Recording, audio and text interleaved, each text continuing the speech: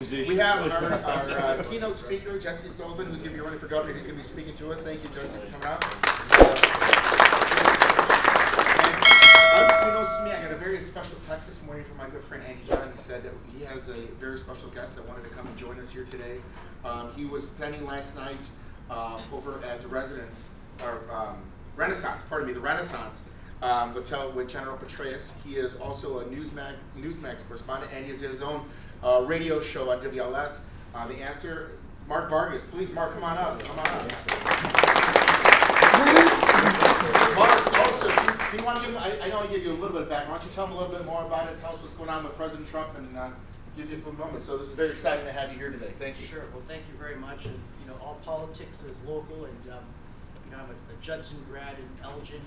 In 9/11, I had my calling, and so I went out to Washington and spent 12 years working in Washington, serving under both presidential administrations, Bush and Obama, working for Secretary of Defense Robert Gates, and was in Baghdad 14 times as a civilian, and I was an advisor to the Trump administration, working closely directly with Jared Kushner, who's a very good friend of mine, and so working on a lot of criminal justice reform efforts, and I'm chairman of the board of Judson's World Leaders Forum, and so last night hosted General David Petraeus, and I know some of you were here. Jesse was there, and you'll hear a little bit more about his background, but he was in Afghanistan as a civilian, sort of a counterpart to me in Afghanistan when I was in Iraq.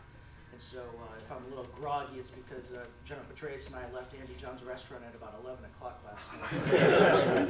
And I only slept a few hours in the hotel, even though I lived downtown. I stayed at the hotel so I could be here this morning. And I'm speaking at the Freedom Summit by AM 560, where I have my own radio show, Mark My Words, every Sunday night from 7 to 9 p.m.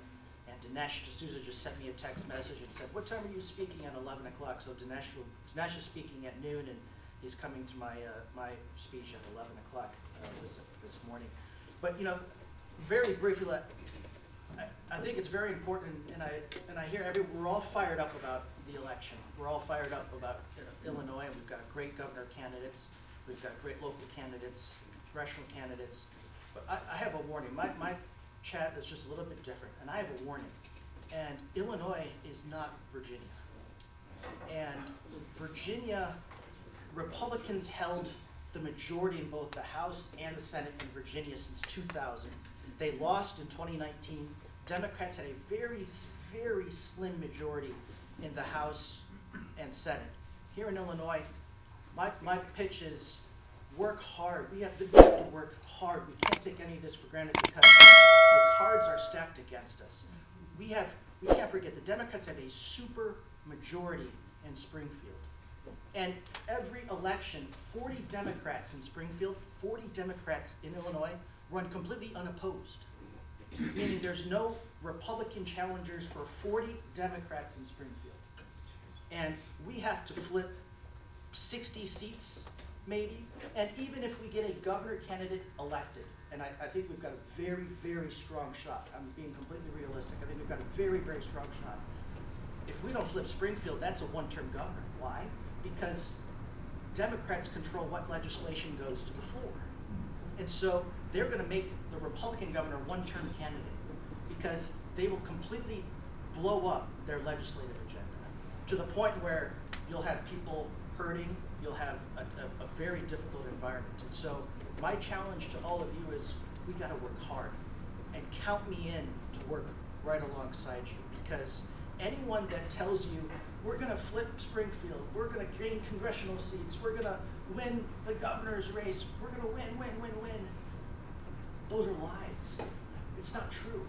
And I think because what's going to happen is we have so many Democrats that are now saying, you know what, the Democratic Party has abandoned us. Right? I'm going to try the Republican side. And then if they come to all of our events and they hear that we're going to win, it's going to be a red wave, look at Virginia, look what happened in New Jersey, we're going to win everything. And then the day after election, they're totally disappointed. This side's just as full of shit as the other side, right? And so I think we'd have to take off our rose-colored glasses and say the fight starts now. All politics is local. What you're doing now is fantastic. We got to attack the school boards. We've got to go after these mandates. I think Pritzker's going to, because of the pressure of Virginia and what happened in New Jersey, I'm almost certain that he's going to lessen the mask mandate. He's going to remove the mask mandates very, very shortly because he's going to feel the political pressure. It's going to be enormous. But my point is, we have to work hard, but we also have to be incredibly realistic. Illinois has a chance of turning red, but we're still a long way away. And it's going to take all of you doubling, tripling this group in this room and in every room on Saturday mornings across the entire state. We're going to have this movement similar to what the MAGA movement has been. And we've got a divided Republican Party, and we have to unite. We have to unite. If you know, I'm the guy that engineered Rod Blagojevich's Commutation, and I'm featured in a new documentary that just came out yesterday on Hulu and ABC television called Being Blago. And we have Republican leaders in Illinois saying, you know what, don't invite Vargas because he's Blago's guy. Blago's guy, well, who's Blago's guy? Trump, the leader of the Republican Party. And I'll close with this. Nothing's going to scare J.B. Pritzker more than a diet. You know what's going to scare You know what's going to scare J.B. Pritzker more than a diet? Rod Blagojevich exposing the corruption of the Democratic Party. People claim that he's tried to sell a Senate seat. This governor bought his seat to the tune of $200 million. So the moment we stop saying, you know, don't invite him to Republican events because that's Blago's guy. No, that's Trump's guy. And nobody loves Blago more than Donald Trump because I've had personal conversations with Donald Trump about Blago. And it's very interesting as he calls Blago, he calls everybody by their first name, whether it's governor, senator, calls them by their first name. But with him, governor. How's the governor? And it's very interesting, the respect that Donald Trump shows. You know, he calls his cabinet secretary, Mike Pompeo, Secretary of State, hey Mike, but when you're talking about the governor, how's the governor? And so, anyway, my point is thank you for what you're doing, Aaron. Thank you for all of you and what you're continuing to do. Tune into my show every Sunday night on AM 560, The Answer, from 7 to 9. I've had an incredible lineup. We just launched my show in May, and I've had Mayor Giuliani, Bernie Carrick, Dinesh D'Souza, Debbie D'Souza, General Petraeus, Michael Reagan, Aaron Del Mar, and others, and so it's been an incredible journey. But this is not to discourage you. This is to encourage you. And I want you to know that I'm going to be fighting in the trenches right alongside you. I'm using my platform as a Newsmax TV contributor with my own Newsmax.com column, and with my radio show here locally on AM 560 to be in the fight right alongside you. So thank you, God bless you, and yes, sir. Those 40 representative seats in the state of Illinois, where are those representative seats that are near the edge that maybe some Republican candidates that want to challenge it could challenge some of these representatives so we could eat away at the periphery? No, do you have a list of them? Yes. Can you provide that to everybody? So I can tell you. So send Dan, us an email. Yeah, so Dan Patlak, you know Dan, he's working with the Illinois I have Policy. that email. I can give it to you. I have all the numbers on it. Yep. I'm helping them recruit. Illinois Policy has put this new initiative together. They just launched it within the last couple of weeks, I think, and their goal is to get 40 candidates to run against these Democrats that are unopposed. And I said that we have to throw out the political consulting class because the consulting class here sucks, right? Everyone gets paid for losses. Everyone gets paid all this money for losses. And my point was, and they said, Mark, can you help us? I said, yes. And they said, how much is your fee? I said, I'm doing it for free because I want to advise as many campaigns as I possibly can about winning. And you can't talk about winning at the same time talking about, you know what, can you give me a little bit of retainer or can you pay a consulting fee? Throw that right out the window because we're all about wins, not about getting your checks cashed. One quick question. With Youngkin winning in Virginia and then Trump losing in Virginia like he did, I think I heard that there was like 29,000 housewives or suburban women, you know, that voted for Youngkin that didn't, who actually ended up voting for Biden. Did that send a message to anybody or some things that are going to be worked together on? to try to get the word out? Or? Yeah, and the Youngkin was very interesting, and I sent a message to President Trump about this before the Youngkin was. And what's very interesting is Trump has matured. I think what Youngkin's race is, Trump has matured because the old Donald Trump would have been bashing Youngkin because he didn't join him on stage. But Trump knew to keep a little bit of a distance, but still show his support and still bring out the MAGA country. And I wrote an op-ed and I gave it to the president. He was using it as his talking points in some of his messaging. But the point was that Youngkin, and I gave it to Youngkin. I wrote this op-ed, and all of a sudden Youngkin's entire campaign team started following me on Twitter. And it was, you cannot win Virginia without still embracing the MAGA movement. And so you cannot do the Heisman with the president. You still have to embrace the president, but to a certain extent, walk very carefully. And so Youngkin proved that, both Youngkin and the president proved that you can work together without having to share a stage together. Oh, wow. And I think that's going to be very, very interesting. So Thanks I'm taking up too much time on No, this. you did great. Appreciate it, man. All right, People thank think you we're guys cousins. very much. Thank you very much, Andy, John, for bringing them in. Thanks, Mark, for coming out. Let's All go, right. Brandon. All right. I have three special guests here today that we're very excited. If I could have our Turning Point crew come on up. Come on up. Get up there, All right, guys. let's go. You can go this way, grab a donut on your way over there. I know I saw you eyeing it. So these are three lovely people from Harper College who are our Turning Point USA. They started a new group over there. So we're having some representation local. How many of you guys have in your regular club, Grant? We got about 14. 14 kids right there. And we finally got a Club advisor. we got a club advisor. So for those of you that don't know, we've been working with Grant and Andy John's been helping us on this as well, trying to get an advisor at Harper to sponsor the club so we could be on campus without having a campus sponsor. We would have just been an initial club. We had one. He dropped out. We had some trouble finding it because the teachers were very intimidated about being associated with Turning Point and Charlie Kirk and everything else. So we're like, forget it. We're just going to start an organization. We're going to do it based on a PTO. We'll call them the Turning Point Young Republicans, but they've got someone now. There's a very special event. They're doing Turning Points in Arizona the third week, right? What? America Fest. And it's going to be in December, and it's in Arizona. We're trying to get as many of these kids out there. As soon as they get out there, I think the registration is like $40, and it's $40 for the room. So everything's very inexpensive for these kids.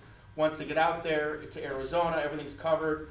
But we got to get them either by plane, train, automobile, one way or another, get them over there so they can be educated and bring back that here to Palatine on the local level. I know they just participated in a 2-day event for Freedom Network, right, over in leadership. well, why don't I let you? What did you may look familiar to you, right? There might be a slight resemblance here.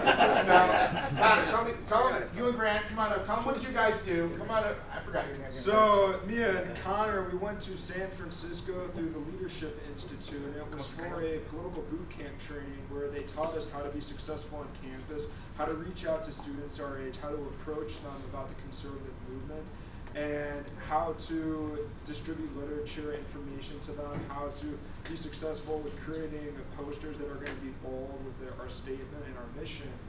And so, Connor, would you like to share a little bit about your experience about what you're They're teaching you how to campaign, for bigger people running. So he taught us one of the, what was his name? David Blair. Yeah, David Blair was the person leading, and he said he worked on the Trump campaign, and he was kind of explaining how he went to a bunch of the colleges, and he had some of the kids there kind of go door to door and out of the dorms and pass out literature and try to see if they could sway any of the college students go out and vote. So he was trying to explain that to all of us and how we can persuade people to come to our meetings like this and vote for Red. So one of these too. So that was they all went on a full scholarship by the Leadership Institute all the way to San Francisco and back in. How much time off did you guys have during your 2-day trip? Back-to-back lectures, functioning on 2 hours of sleep each day. No, man. If anything. Right. Connor came back and said, "Yeah, what kind of vacation was this?" I thought it was a trick. I mean, it was San Francisco, and I thought, all right, after we do the first day, we get down at 12, you might be able to do something afterwards in the city. I was wrong. They gave us like a pack full of homework, and then we had to write a paper for the next day. Some of us didn't sleep, some of us got 2 hours. Good. I was tricked completely, and I didn't enjoy it. But I got the information, and that was good. So. And then at the end, you had to take a test to make these kids Oh yeah. take the test. Oh yeah. We're doing Sorry. final exam. Sorry. Suffer. Suffer. Yeah. No. Sorry. We're graduates now. Yeah. So they're at the DoubleTree. I'm gonna show this part. Connor sends me a picture, and it looks kind of like this. He goes, "This," and it just had like Cheetos and stuff. He goes, "This is breakfast." You know. No, there was no donuts. So, anyways, Palatine Township Republicans is trying to sponsor as many of these kids as we can get. So, if anybody's here is willing to donate, you can give the money to Jack, who's our new treasurer in the back, and we'll be in the fundraising. to sponsor them? A flight's going to be like, it's going to be between $250 and $300 per Okay. kid to get them out there. Once they get out there, it's $80 for them, you know, to do it. These kids are they're doing, aren't you guys doing some volunteering at, I heard you guys might be volunteering at Trump. We're actually going to be volunteering at the Coalition for Fair and Free Elections on November 20th at Trump Tower, downtown Chicago. I'm speaking in the MC. Oh, there you go. Oh, There that's you go. wonderful. Oh, that's very exciting. And yeah, I'm really looking forward to going there. They're going to be training Chicago Police Department to be election judges to Yeah. make sure the integrity of our votes is Don secure. Jasper was passing out flyers about that last night. So they're going to be, they're trying to volunteer there to try to, you know, earn some money to try to go to this event. So if anybody's willing, $5, $10, whatever that you can, give it to Jack. Just let's say it's for the Turning Point guys. And then we will get all that together because they don't have like a bank account or anything like that yet. And then we will distribute it out to try to get as many kids. We'll work with you guys to figure out the best way. We can subsidize like half a ticket for 7 kids or only 5 kids are going one way or another. We'll figure that out. But anyone that's interested, I wanted to bring them out there so you know this is our future. And you know, if with all the CRT that is being done already at the university level from there for decades, this is going to be the stopping point. This is the wall that we're building on the local level, starting here at Harper College in Palatine with these young kids to start pushing back. So thank you guys for your courage. Thank you for coming out. And you got, and then you guys can grab a donut on the way.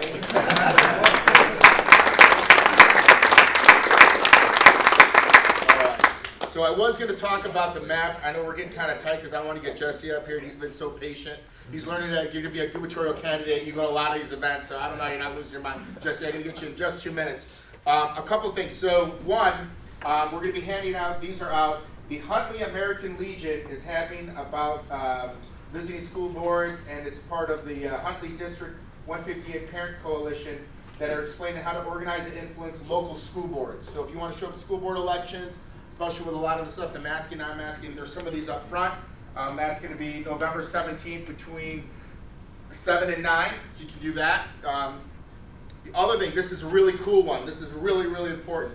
December 1st, from 6:30 to 8:30 here at PTRO, we are having our own election integrity program training. That's going to take place here. For those of you that know Carol Davis, she does an amazing job.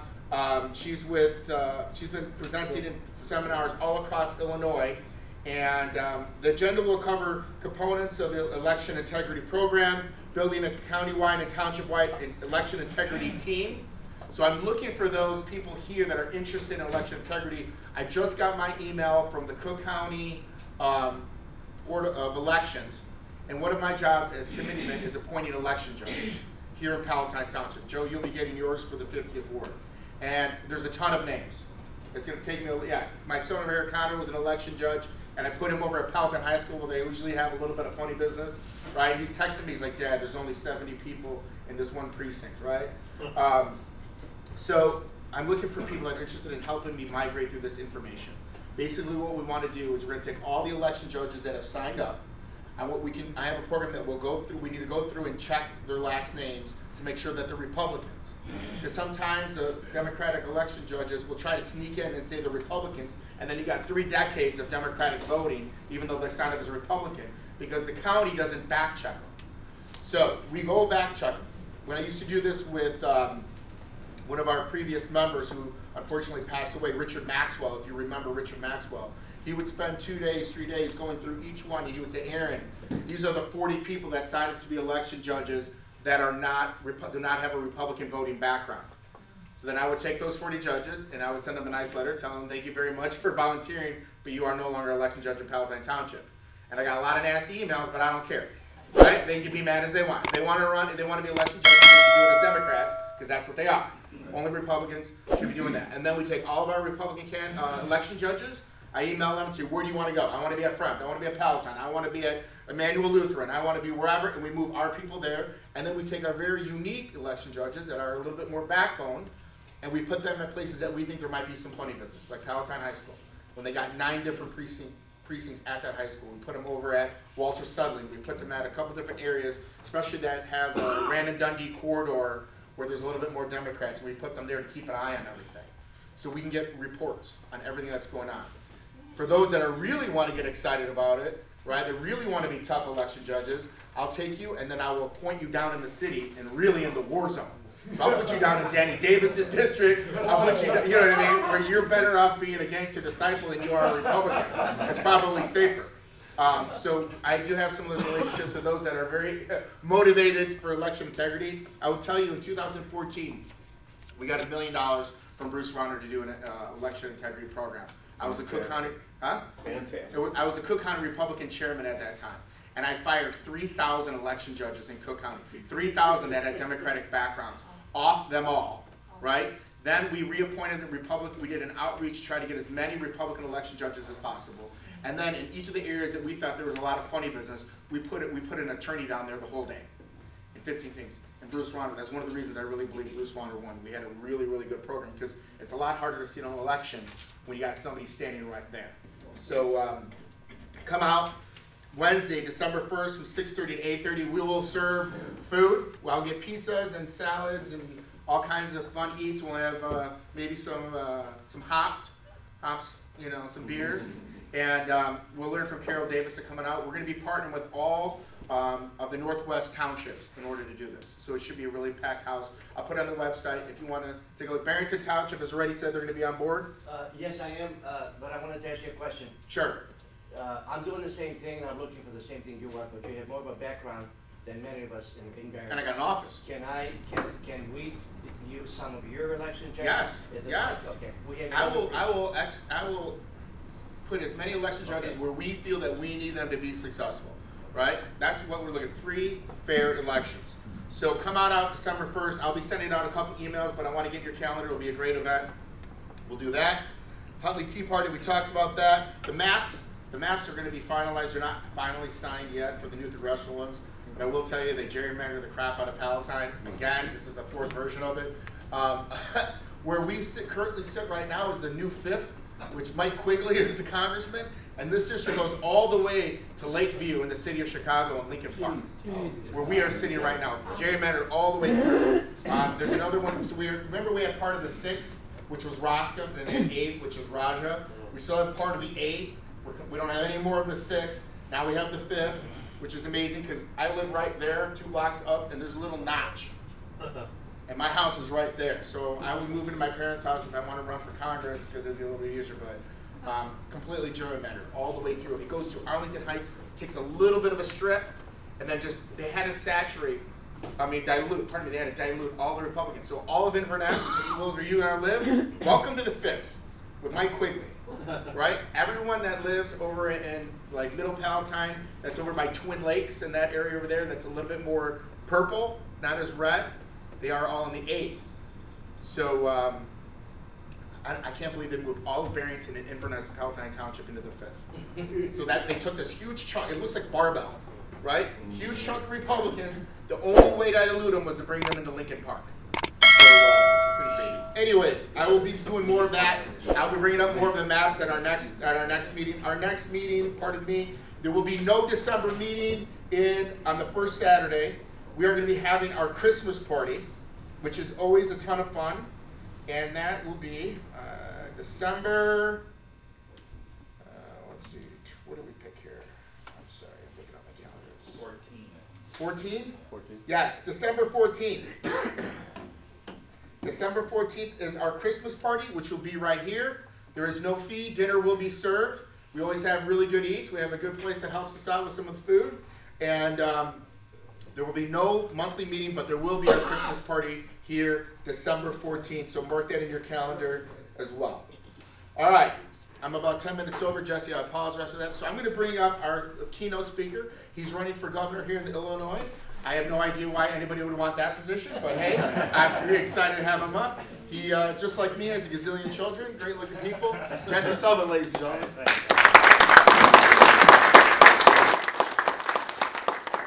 Hey, thanks so much, everybody. I am new on the scene, but it's actually so nice to get to see so many after 6 weeks into this campaign. I'm starting to recognize some faces of people, and I want to say thank you for being here this morning. One of the things I've realized going around and stepping into the political arena is there are people like you that are showing up behind the scenes and giving your lives and sacrifice to make our home better. And I think about, man, why are people here? Why am I here running in this race? It's the same reason, is because we love our home. We love this great state of Illinois, a beautiful city of Chicago. And our politicians are driving this place into the ground. They're ruining it. One of the worst run states in the entire nation. It's really criminal to me to grow up and love the state so much, be a son of Illinois. I'm a 5th generation Illinoisan. I'm from central Illinois. I'll just give a little bit on my background. But I grew up around, it's called Petersburg, Illinois. But New Salem State Historic Sites, all these old log cabins, if anyone's been down there. But my first job outside of working on a farm was actually working at Lincoln's New Salem, dressing up in old pioneer clothes, talking about Abraham Lincoln. And so to me, Illinois is the land of Lincoln. And I love Lincoln. I even named one of my daughters Lincoln. And for me, the reason I love him is he's the epitome of what a moral leader should be. He's honest. He has character. He's a unifier, but he's also willing to fight for what's right. I feel like, how do we get back to being the land of Lincoln again? I feel like right now we're the capital of Capone, where this chaos, corruption, and crime reigns in our streets. And to be one of the most corrupt states in the entire nation, and worst run states in the nation, but be the land of Lincoln, there's such that disconnect is why I felt called to step into this race. Say, how do we turn things around in the state of Illinois and make it better again? And so I just really wanted to start by saying thank you to all of you, because I know you're showing up here on a Saturday morning because you feel the exact same way I do, and you're tired of the way our politicians are running this state into the ground. The 3 core values I learned in my life growing up in central Illinois were faith, family, and service. And on the faith side, my Christian faith has always driven every decision that I've tried to make. And so to me, I really do feel like if we could do one thing to turn Illinois around and make it this great state again, it would be to deepen our relationship with God.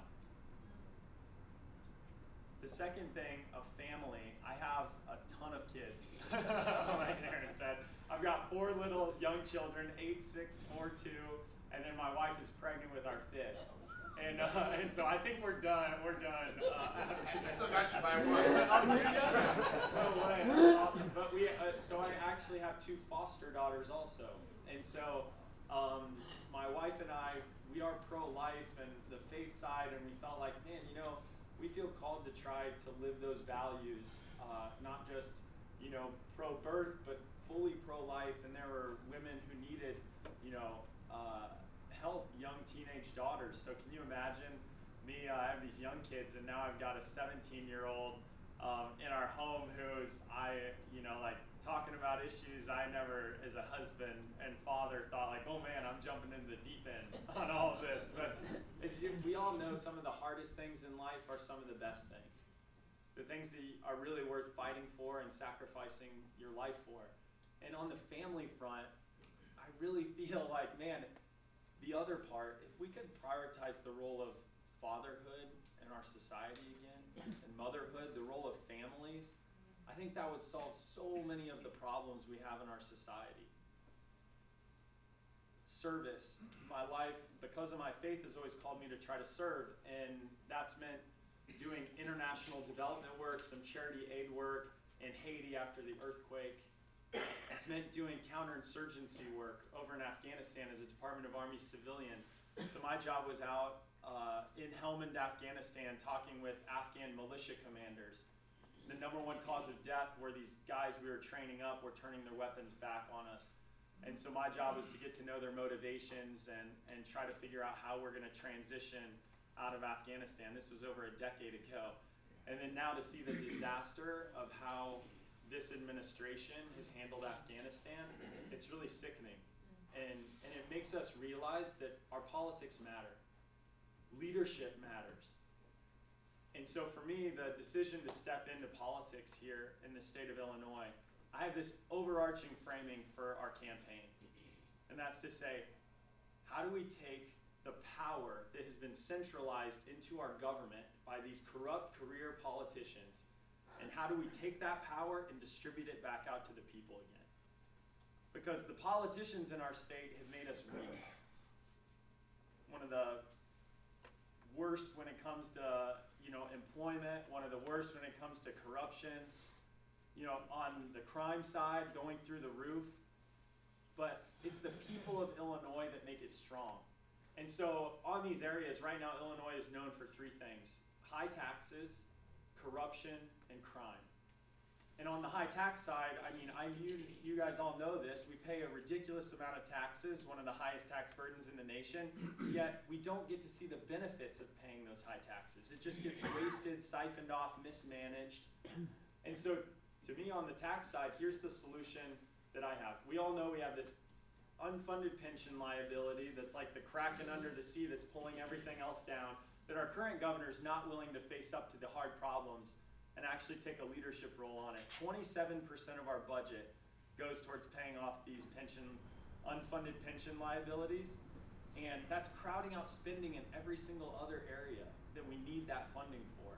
And so you've got to take it head on.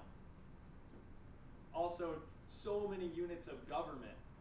We have, as you all know, some of the highest property taxes in the entire nation. And so we have way more units of government than any other state in the nation. We need to streamline and start to actually bring those units of government down. Less government, and return power back to people in the state of Illinois again. For me on the tax side, here's what we're thinking through on the policy front. A taxpayer bill of rights where it's not the politicians who get to decide on tax raises anymore. It's actually the people of Illinois. Returning the power to tax back to the people rather than the government. This might sound like some conservative dream, but actually it's been passed in Colorado, a state that's bluer than Illinois. And so what I would do as governor is to say, hey, until we pass a taxpayer bill of rights where the voter gets to decide on any new taxes, the way we all saw the tax hike amendment. When the voter of Illinois gets to decide, do we want new taxes, they know those taxes are going to be wasted. So as long as our politicians have the power to keep taxing us, they're going to keep doing that, because that's their solution to everything, to get us out of this, really a death spiral. Because you tax so much, we have lost more people in the last decade in the state of Illinois than any other state in the nation outside of West Virginia. Indiana grew 1,700% more than Illinois over the last decade. That's not because Indiana has more beauty and is a better place to live than Illinois. It's because it's our politicians. If we fix that piece, people are going to be flooding back into Illinois again. We want to make Illinois a destination state rather than one everyone's fleeing from. And I think the way to do that is to say, me as governor, I would veto any new tax hike that comes along until we pass a taxpayer bill of rights to put the hands back in the people's hands to say if we should have taxes or not. So on the area of, and this is really where I want to move the Republican Party, we are the party of ideas and actually reshaping how we can fix things. One party monopoly rule of Democrats in the state of Illinois has not moved us in the right direction. We want to be the party that actually has ideas to move us forward. On the corruption side, I just think about this notion again of being able to return power. I think Mark was totally right. We are not Virginia. We have a supermajority of Democrats. If we're really going to change the state, we need to recruit an entire new generation of moral leaders into our legislature. And I feel as a young person stepping into this, that I can help recruit and bring along. I want to be a part of this. No single individual is going to change the state of Illinois. I know that. I feel like if we can recruit an entire new generation of leaders, you think about these young folks over here, it's awesome what you are doing. And I was just at the Young Republicans Gala last night, another group of people. And you can feel this energy. Now is the time to do this. And I do think, right over here, Ronald Reagan, another great son of Illinois, just like Abraham Lincoln. And to be that land of Reagan, well, Youngkin gets to say, it's morning again in Virginia. But think about that in Illinois. A year from now, being able to say, it is morning again in Illinois. Can you imagine that feeling? I think we've been, for so long, the Republican Party hasn't been able to win statewide and feel like we have that power and control to distribute it back to the people again. That's what we have this moment, this key chance. We should have that hope. And I think that hope should be growing and growing because really now is the time to make those changes. And this last piece of crime. All of you know this better than me, but over the last 6 weeks, the most important part of this campaign for me has been meeting the mothers of kids who have been shot in the streets of Chicago. And it's so sad. What we just said about family and these young kids. I met Angela, her 4-year-old boy, MJ, he was shot in the head twice through the wall when he was getting his hair done. And Angela, she's not able to grieve the loss of her 4-year-old child because she says, I have to get justice for my boy. I have to make sure that other mothers are not facing this. Last night on the news, I saw another mother crying over the loss of her young child. These stats of 800 people killed over the last year, they're stats, but behind those stats are real people's lives. And it's wrong because our politicians, what they're doing is they're putting the rights of criminals above the support of police and victims. And it's wrong and it has to change. All of us know it and all of us see it. And I think these are the areas where it's not about Democrat versus Republican. It's not about left versus right. This is about down versus up. Right now we're down as a state. And we have to rise back up. And we need someone who can be a fighter, like Lincoln, for what's right, to have a moral backbone and say, here are the values we're going to live by and be willing to fight. But we also need a bridge builder. Someone who can actually, in the structure of our state, win over independents and moderate Democrats to a vision for our state that they can say, wow, this is an actual alternative to J.B. Pritzker. I say, hey, if you like the way the state's being run, you like the direction we're going, you got your guy, J.B. Pritzker. He'll spend $200 million trying to convince you that he's done a great job running the state. But that much money is not going to convince those folks in the middle that say, we need a new path, we need a new course. I really genuinely believe that I am the guy right now who can step up. My life has led me through this form of service, this set of values, to be able to step in and say, I am a son of Illinois. I'm tired of our politics here. I'm tired of our politicians. I want to redistribute the power back to the people. I want to be that alternative to J.B. Pritzker that independents and moderate Democrats and conservatives alike can rally around and say, we can do this together and we can be like Virginia. We can be like what's happening in other states around the country right now. So thank you for getting to know me. And I know I'm new to politics, but I really do feel like as people get to know me, that this vision for Illinois that we can all rally around together is something I'm so excited about. And I'm excited about taking it on with all of you because it's not going to be a single person, it's a group of people to really change Illinois over the next year. So thank you so much for having me and getting to know me. We'll do some questions.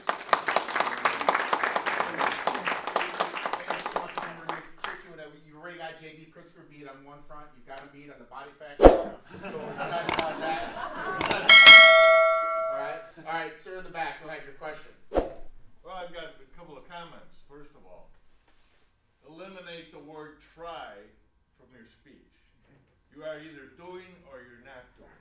Master Yoda would agree with that. Secondly, We're not, there is no try. Secondly, smaller groups of government are much more in contact with the people than eliminating small groups of government so that we no longer have a say. This is why these people are here. We have a small unit of government and we are connected to the people. We've heard all these arguments you're talking about before. But what we need to do is get small businesses going in this state so that they help to rebuild them so that they can feel a sense of accomplishment. And they will vote Republican when that happens. So we need to start changing the way we think about things. And all you folks here that have experience in business and have worked most of your lives, you need to find and help support smaller businesses because you have the skills that are needed to do that. We have a few young people here, which is wonderful, but we need to have 60 or 70% of this room filled with those young people. Otherwise, we're not going to be going anywhere. Yep. Now, I've served our country. I was in Iraq and Kuwait as a Navy commander, and I did, I've got 4 generations of Americans under my belt in the city of Chicago. So I love the city of Chicago. I don't love what's going on in the city of Chicago. I worked down on the south side helping start gardens in African American communities with a black former U.S. Marine Corps guy that I met. And we built a garden, and 7 more gardens followed our example. That's what we need to do. We need to help the people all over the city get rid of these food deserts, help them develop their own communities so that they can see what is needed and how people need to live in order to enjoy themselves. So, you know, we've heard about the killings. We know that's horrible. We've heard about all the parents that have suffered all these things. We've heard about all kinds of stuff.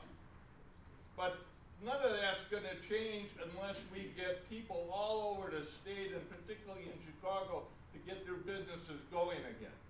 And who are we finding to, if I'm part of this 5th district, then that means I can run in the 5th district, right? I'm going to ask you, you just did an amazing job, so I'd vote for you know, him. you got nominated, my friend. So what are we talking about? I mean, my family's a bunch of immigrants, except for the men. All the men were born in the United States, but all the women are from all different countries, including India. So, you know, we need to pass that idea on that these immigrants are what we were and our parents and our grandparents were to build up the state and our country, and we need to applaud them, and we need to get them to start their own businesses, and we need to tell all these people that want to tax them to death that that's not the way to do it, and somehow create a locally no taxes for the first $300,000 that your business makes. So that these people don't have to worry about taxes and all this paperwork. They can spend their time focused on getting the job done, which is how our ancestors did it. They didn't worry about all these taxes. There were none. Thank you, sir. So anyhow,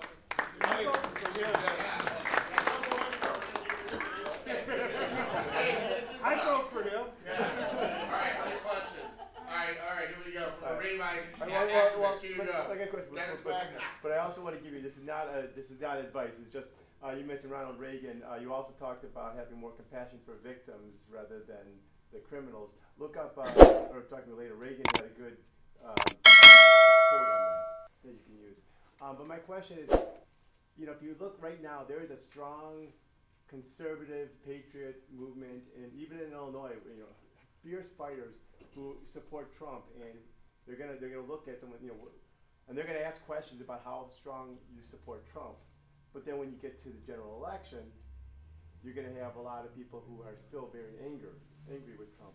So how are you gonna walk that line? You know, Mark Vargas talked about how you can, you know, stay at a distance, but during a primary you can't stay at a distance from Trump. That's right, good point. So how do you? How are you going to walk the line? That's the question. Yeah, All right. it's a really good one. It's such an important one. politically, I am going to be authentic to who I am in that question, which is to say, I think the reason why I like and a lot of people like Trump is because he was willing to stand up and say, as an outside business person, he had one central message that I love, which was drain the swamp. And I feel like we have such a swamp in Springfield and Illinois, this old school machine politics that's been designed into our system. You need a conservative outsider to step in who's not tied up in it to actually be able to fix it. And I think that level of conviction of saying, hey, him taking that on, his policies, you know, you say, look at the policies he's been able to do to support the economy and small businesses and grow jobs. Look at the support of law enforcement and the border crisis, our strong on national security. I think so many people recognize, oh wait, hey, actually he did have some of those really good policies. The other side for me is moral leadership and character. And that's why I want to be an Abraham Lincoln Republican. I want to be someone who represents a Republican Party that Abraham Lincoln would be proud of. And I feel like being able to be my own person, focused in on the state of Illinois, bringing some of those principles that we talked about, to Illinois and focusing this race on Illinois is what I want to do. And so I think that for me is that notion of, here are the things Trump did that I really liked and supported, and what we need in Illinois specifically. And then I, though, am an Abraham Lincoln Republican who focuses in on honesty, character, moral leadership, and to bring that conservative fighter vision to Illinois specifically, and be a bridge builder with the other side. Because like we said, we know structurally, Mark pointed out in Virginia, Illinois is in a little different situation, and independents and moderate Democrats are going to have to win in the general. So if you go all on board on the far right side of things, it's going to be very hard to win in a general. And so I'm going to be true to who I am, which is really a common sense problem solver. I'm not a politician. I'm someone who wants to step in and actually solve problems. And that means if I have to work, that's why I said not left or right. This is about down versus up. We're down right now. And if you have to work with the other side to get things done, the good folks on the other side who are not the corrupt ones, I'm against the corruption and crime and high taxes, people who want to work together with me, I'm willing to do that. Yeah, thank you. Miss, over here. Yes, I do believe that there's... Could you stand up, Miss? I'm sorry. Yes, I believe that there's more of a challenge in Illinois here, especially in the Chicago area, because Chicago area is built basically on immigrants, and diversity of Spanish, Polish, whatever, I think there needs to be a focus how to unite these folks, like myself, who are Republicans, who came from Poland, Germany, Serbia, Yugoslavia, former, etc. Many of my countrymen are Democrats, and I think we are overlooking them, or we take these people for granted, and not paying attention that Mexican, maybe they do want to vote Republican, maybe Polish should be voting Republican. So I would like to see the candidate for, that's why, even though Blagojevich was not, because he did kind of a... He's a Trumpocrat. Yes, exactly. You see, so he did kind of have that link with him. Yeah. And I think, there are children, like my children, who are Republican and Democrat. Yep. Yeah, I love it. And I think it goes back to your earlier point too of how do we bring new people into the tent? And one aspect is a younger generation of people, and that one, for me, I feel like being a younger person, 37, that I can help attract and recruit, and I will not try, I will recruit a next generation of young leaders to step in and actually get rid of these career politicians that have driven the state into the ground. And maybe the kids of immigrants. Right, and so this one, on the next group of, especially our minority communities, my wife is Hispanic. Our little kids are Hispanic. I have a black foster daughter. The diversity of our family is a beautiful thing. The diversity of our state is a beautiful thing. And I feel like for me, to be able to speak directly to those communities, not only through identity, but also to say, what are the issues that matter to you most? And I think in Cook County, you look at the school choice issue. And to me, this is a moral issue. Young kids, the #1 pathway out of poverty for us in the United States is our education system, or it should be. The Chicago public school system, the government school system is failing us and our kids. If you're wealthier, you have choice. You can send your kids private school, charter school, all that. Well, poor families don't have that option. Our minority communities, one issue that speaks to them greatly is to say, you deserve to be able to send your kids to the best performing schools in the city.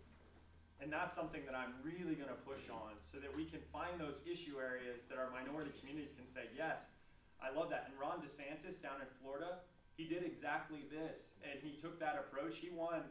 He was facing, his opponent was black. And he ended up winning more of the black vote than anyone because he focused on this specific issue. So that's what I'll be doing here. Another question. Connor, do you have a question? Yeah. He's my kid, so he gets to go first. All right, great. I thought your speech was very good. I've heard speeches from you, Gary Ray by multiple different Republicans. In my head, and I think a lot of others, it kind of seems like the same formula. You're going to change a lot, you're going to fix a lot, but I can differentiate what you said versus what somebody else says. Is there going to be something before you run or during that you're going to kind of prove, what you're saying is true? Because I couldn't tell the difference between, your speech was very good, but so is everybody else's. Yeah. So how are you going to be different? Man, wouldn't it be so, it would be so nice. I wish that you could find a way, because I'm not a politician, and I think, wouldn't it be awesome if people could, normal job, we hire different people for our work and supporting small businesses, so the work that I do for my day job is actually finding the best entrepreneurs around the world that are creating jobs, a little like, has anyone seen Shark Tank? Here, so it's like Shark Tank, but we get to go find those best entrepreneurs to create jobs, to grow the economy. And so that was the work that I was doing. But I got to test people out to say, are you good at what you do? Do you actually execute? Are you competent at what you do versus just talking a good game? Because politicians, they talk, and they talk, and they talk, and I can stand up here and I can say, oh, I'm going to do this thing. It's like the believability behind that is you have to go and say, did this person actually demonstrate that when they say something, they actually are capable of doing it? And so in my life, whenever I've stepped up, whether it was on the counterinsurgency side to try to deliver results or on the business side where we're backing these entrepreneurs, we're having great success. Some of the top billion-dollar companies coming out of parts of the world, different parts of the world, their countries first, huge success stories, hiring tons of people. We've been the ones backing those companies and giving them that success. I want to do that for our small businesses in the state of Illinois and make this a business-friendly state again. So I wish that people could see that my competence and that demonstrated competence through the course of this, because I think that's a thing that really differentiates me. The other one is actually being able to be a bridge. So there have been certain candidates who have actually signed a bill to separate Chicago from the rest of the state. to think that you can win statewide and win over Chicago, the suburbs, with that kind of framing, we need someone who's able to bridge the gap between those two worlds. I grew up hunting out in cornfields of central Illinois. I understand those values. I live them currently. But I also understand the future innovation economy up here in Chicago. I know how to create jobs of the future. I know how to speak to finance people and create the future industries like cryptocurrency. And a lot of people think it's fake money, but it's really the future of the internet. And I want to create all those jobs right here over the next decades in Illinois. I'm someone who can actually bridge that gap between upstate and downstate in a way that I think other candidates can't. All right, Skorsky. I got a quick question. We got two more because he's got to get out of here. He's got the next Hollywood Square that he needs to jump to. So, all right, Skorsky. I got a quick question, and I want to piggyback on what Mark said and young Del Mar. Right now, we got 4 good guys running for governor. Last month, I asked Gary Rebine if he would think about dropping out and/or getting 2 of his opponents to drop out and to run together as a flippin' team. Because right now, as Mark eloquently stated, we are a freaking minority, and now we're a minority divided by 4. Last month, it was divided by 3. Now it's 4. So therefore, we're going to have, theoretically, 3 of the 4 people are going to walk home with their signs and say, I quit, because my guy didn't win. Now, I asked Gary if he would, in fact, consider working with Paul, and it was like about A couple of weeks later, he and Paul shared hats. Paul put on his hat, he put on the Rabine hat. And that's what we need. We need a team running. We cannot afford to take a minority and divide it by 4. So what I'd like to suggest is that you consider, and I love what you said, I love what all the guys said, as Delmar said, you guys all say the right stuff. There's no question about it. We want a winner. But if you guys continue to fight, and the 3 guys prior had said that they would not say anything negative, and I assume you've probably taken a similar oath that you're not going to talk down a Republican, so it could be used against a Republican. But we need to get you guys on the same path. So perhaps you would consider, you know, taking something like Secretary of State, Attorney General, or whatever. I don't know. But at least work together. We need a team. You Thank know, you. I view it a little bit differently in the sense that the Republican principle I love is competition. I think when you have good competition, you get good outcomes. I also believe in Reagan's 11th commandment that you should not be taking fellow Republicans and bashing one another so that you make it easier in the general. I think we need the best possible candidate who can actually beat J.B. Pritzker. And I think it's a vanity exercise to say, oh, who can win the primary, and not have our eye towards who can actually beat J.B. Pritzker. And I think every single voter should have in their mind of who's running, and we're all going to compete for this job to say who's the best one positioned to actually beat J.B. Pritzker. And I think that's how everyone should be thinking in their mind. And I actually don't believe that someone who has been supporting Gary or Darren or someone else would not support me, because to be honest, we share a lot of these conservative values together. And I think we can rally behind the individual who gets to step up to take on J.B. Pritzker together. And I think all of us can come together. But I do think this primary process is about everyone figuring out who represents my values, but also who can beat J.B. Pritzker. And I earnestly believe, and the reason I stepped into this race is because I can do that. And so I think that competition is good, but I also believe Ronald Reagan's 11th commandment. And you will see me following that I want to run this race against Pritzker, not against the others to bring them down. I hate politics, to be honest. I'm not a fan. I've always been part of a sports family, so I love competition, but I love honesty in that competition. So I'm not going to be making up misinformation and lies, and I expect the rest of the campaign to do the same. You know, because if they frame me as a Democrat and all these other false things, that's not good. That's not honest. That's actually hurting individuals rather than helping. But you can trust that I will. I'll approach this race in a way where I'm lifting others up rather than bringing others down. So do you want it right now, right? Yeah. Everyone's giving you softballs. I'm going to give you the fastball, right? A lot of people, the whisper campaigns by your opponents, Yeah, please. right, are saying that you're a J.B. Pritzker plant, that they gave you $11 million to run to try to screw up the Republican primary. Yeah, thank you. You know what? Thank you. Yeah, we want to be transparent. Thank you. That's a question that they're saying, right? You can see it on the internet. I mean, Right, you know, right. all over the chat rooms. He's just a plan. He's just a plan. How would you want to respond to that? Right. One, I would say, think about the promises and commitments made and why I was shaking my head whenever you said, oh, the other candidate's committed to doing that. Who is going around sharing that I'm a Democrat plant? Who has an interest to do that? Is there any truth behind that? So I am pro-life, pro-Second Amendment.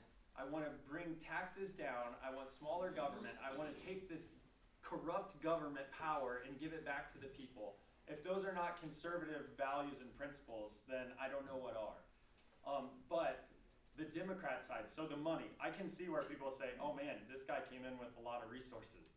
So I'll explain that, is that God, in my own journey of trying to help with global poverty, then I realized it's not about handouts. This is about creating jobs and growing the economy. So we started investing in businesses around the world. We had some good success. I got to know some people in doing that global poverty work that were at Stanford Business School with me. And when I said, hey, I want to take on our politics. It's broken. I'm doing this work around the world to bring American values and capitalism. I don't even have it in my own state. I'm going to take this on. And they said, you know what? Your high character, your high competency, I think you could actually do it. And I never even talked politics or policy with these individuals who donated the money to me. It was a relationship formed around the values of taking on global poverty. And so to me, that's the initial money. And these are actually the best business leaders in the world. They're people who are creating the industries of the future. And it's like, I actually want to do that here in Illinois. I want to bring all those resources to Illinois and build the industries of the future. And the truth is, J.B. Pritzker is going to be bringing $200 million to this fight. And why, if I'm out here saying, J.B. Pritzker lied on gerrymandered maps, J.B. Pritzker is terrible for the state of Illinois. I want nothing more than to beat him and take him out of his position. How is that me being a plant that I support J.B. Pritzker? I actually think I'm best positioned to beat J.B. Pritzker. And so to me, it's just craziness. And anyone who believes it, I would feel like, well, what's the logic there that you could actually believe something like that? So I don't know if anyone still has any questions about that, and maybe you could ask. We got time for two more. We're gonna go Peter Kostafis and then Frank Iannarino. So I get you at the end. He's gonna be here for a little bit, but I got to get him out here. I promised his right hand body man over here that I get him out here before 10:30, and I keep my promises. Good Republican. All right, Peter. Aaron, thank you very much. Just what you were asked a few minutes ago, as a committeeman, another committeeman we've talked about the very same thing. And that's not the reason why I stood up to say that. I just wanted to let you know, as you said about God, country, and family, many of us here are in that mode. Yeah. Furthermore, the gentleman here talked about the immigration status of a lot of us here. Some of us are third, fourth generation. I'm first generation of Greek descent, but I'm an American. Yeah. And the lady that said about the other nationalities, with the help of Aaron and the new chairman, Don Tracy, we have formed an ethnic coalition to let the Republican Party know that the Hispanics, the Latinos, the Greeks, the Polish, the Filipinos, all are together. And this could be the moment that you said a few minutes ago, the start. It is. I started yesterday. I made a decision yesterday that I'm going to run for Congress, and thank you for introducing it. You said it on me. I don't think that It's not going to be official. Be a couple of newspapers to that, but my announcement, my formal, will be in a couple of months. But I'm getting my act together, so to speak. But yes, the immigration status that we all have, we feel that this country is the best country ever. And the union, the American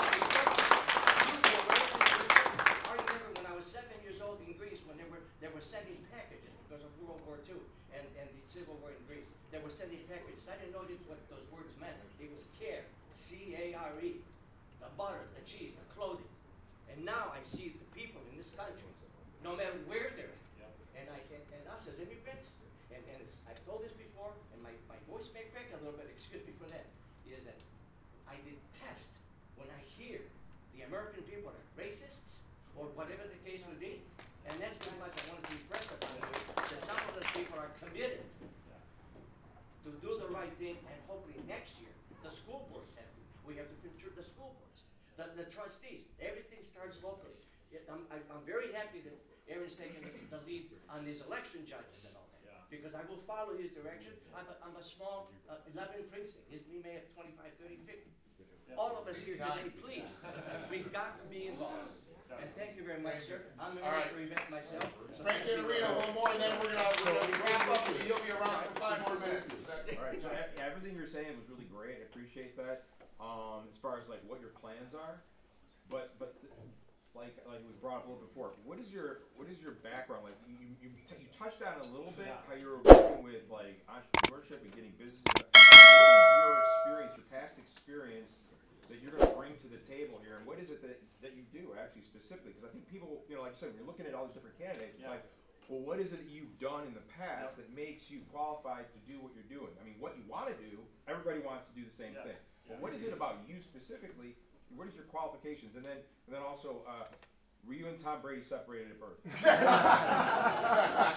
Right. So the same question. Connor said, everyone said it, and then I'm gonna let this come afterwards. You're gonna be next, sir. Especially, I love my Filipino people. Normally it's just me in the room, and now I got 4. You two, my son, and me, so we're good. Right? We've been here. We've had every one of the gubernatorial candidates here, right? And they've all said basically this is a hamburger and we're dressing it up a different way. Yes. What differentiates you more, and what do you bring to the table, like Frank Yeah, asked, that makes you different, not necessarily better or worse than No. Gary and Paul and Yep. Darren? Yep. Well, one on the Tom Brady stuff. I'm actually his younger, less successful cousin. I'm like that Eli. I'm like the Manning brother that didn't quite make it. So, no relation to Tom Brady, but I get that quite a bit. But like, my background, just to lay out. My dad's a PE teacher and coach. I grew up, as a coach's kid, one of 8 kids in a rural community. It was through my dad. I wasn't born with a silver spoon in my mouth. I had an unconditional love from my family and a swift kick in the rear out the door to say, make something of yourself. And I was the biggest redneck to ever attend Oxford University, according to my dad. And I got this opportunity to really say, and it was largely driven by my faith. My faith always said, serve and love your neighbor in need. And it was holding little kids dying of starvation. And so I started on the charity aid route. What I realized quickly, that meant I worked for the Haitian ambassador in Haiti after the earthquake and tried to help people living in these refugee camps. And what I learned was they would all say, "Baimwe bon bagay," give me something good, is what it meant in Haitian Creole. And what I realized is all this compassion that the Democrats talk about of helping and giving handouts was not really resulting in people lifted up out of poverty. And I realized if I really want to help, this is about creating jobs and growing the economy so the mothers and fathers can put food on the table. So I also went and did the counterinsurgency work in Afghanistan. So Department of Army civilian on the intelligence side. I had a 7-month tour over in Helmand, Afghanistan. Their Afghan militia commander looked at me and he said, "You see these young men, these Afghan men, they have no jobs. They have no opportunity. If you help us with that, you'll get some peace around here." And I thought, well, the military is not quite the right avenue to be able to create those jobs and grow the economy. So I went back to Stanford Business School and I learned about, okay, what are the industries of the future? What are the jobs of the future? How do I help create them? I went back to Haiti. I went back to Afghanistan. I went to Jakarta, Indonesia, Lagos, Nigeria, some of the most corrupt, violent, dangerous cities in the world. I found a few of the best entrepreneurs there. Just me as an individual, and then I grew a team to do this. But we identified who are the best entrepreneurs to grow and create jobs. And now we started investing in those companies, like the Shark Tank side. Some of those entrepreneurs have grown to be some of their country's biggest, most successful businesses. And I was doing this work and I realized freedom, democracy, capitalism, these things I love, I'm bringing around the world, we don't have in our state of Illinois. I love my home. And God called me back home. God called me to say, work on this in the state of Illinois. And so now, to me, to bring a set of values back in the state of Illinois, and to be able to be a leader, and I think the differentiation that I said before is I'm one of 8 kids working. We all tried the experiment with Bruce Rauner. He stepped in. He was able to take on the governor's role, but was he able to get the outcomes we were all looking for? I think in order to do that, and even now in this day and age to win over those moderate Democrats and independents, you have to be someone who can speak to the other side. And I think I can be the type of candidate that can actually enter into an independent, moderate Democrat room, and I can share the same ideas I'm sharing now in a compelling way to convince them I can take on J.B. Pritzker. I can do this job better than he can do. And so I think it's up to all of the voters to really be able to say, who is actually going to be able to beat J.B. Pritzker? And I think that I'm in the best position to do that because of my life experiences, because of the values that I hold. And but like you said, we all do share the same conservative values. So last question right over here, sir. No, it's not a question. When I got that email that you're running for governor, I had to check your background. I got that nasty habit. Thank you very much for developing what we call now an e-commerce in the Philippines that never existed until your company got involved. You saw a talent, you funded him, and now you know what e-commerce in the Philippines is? You go to the bank, deposit payment, then you fax your deposit slip to the company to show them that you paid and they shipped it. What you have developed there is, if I'm short of money today, and I'm drinking, and I have no money to pay, I can call a friend or for my parents, and they can transfer money immediately via our mobile phone and pay my bill. You finally got Zelle in the Philippines. So fast. So fast that the banking system in America will go to shit. Thank you. I need to bring you around with me everywhere I I just want to clarify, there's no relation. I just met them today. But genuinely, like, this is what we've done in countries around the world. And thank you, because this is what you're asking. And I wish people could actually see the demonstrated competence of different people. We need innovative ideas of people who can execute in Illinois. It's not just about ideas. You said we've heard all the same ideas. Who can actually execute and deliver? And who can be the party of ideas that can bring those forward and execute them in Illinois? So I've been trying to do that around the world, and now God said, do it right here at home. And I said, okay, God, I'm going to take on this crazy race of governor and do this. And I don't want to be a politician, but I feel like that's what I'm being asked to do, is to step in to do this. And so thank you so much. Yeah, and thank you to all of you for welcoming me here this morning to get to know me. Thank you very much, Justin. Give me a round for one more minute after this break. Your company is capable of stopping credit card fraud in America. The only country in the world that there is credit card fraud is America. Thank you very much. Thank you, sir. All right, real quick before I let everybody else out, Jesse will be around for a little bit. Freedom is not free. All right? So freedom is not free. What do I mean by that? This is my always pitch, is that the Republican National Committee in Washington, you know how much they give PTRO every year? 0. The Illinois Republican Party gives us 0. The Cook, yeah, that's exactly what they give us. They give us the middle finger. The Cook County Republican Party gives us 0. My salary for the last 12 years? 0. So if anybody is willing to help donate, your dues are $25 to keep the lights on. Our overhead, you can see, you can talk to Jack, it's $1,400 a month. We're one of the only, out of the 50 wards in the city of Chicago and 30 townships in Cook County. There's 80 of us in Cook County. There's only 3 offices. And we're the only one that's been here for the last 12 years. So keeping the lights on, keeping the donuts, keeping the coffee. You know what I mean? Dunkin' Donuts isn't cheap. It's $50 every time. Any donations you could make to PTRO for your dues or anything above that is always appreciated. Everything's always free. If you can't afford it, that's okay. But we can use any help. And if anyone would like to help bring some Turning Point kids, send them to Arizona for 3 days to help this nation. Please see Jack in the back. He's not gonna pat you down as you leave. That's okay. But please make sure to give us your email address so we can keep you up to date. Thank you very much and enjoy your weekend.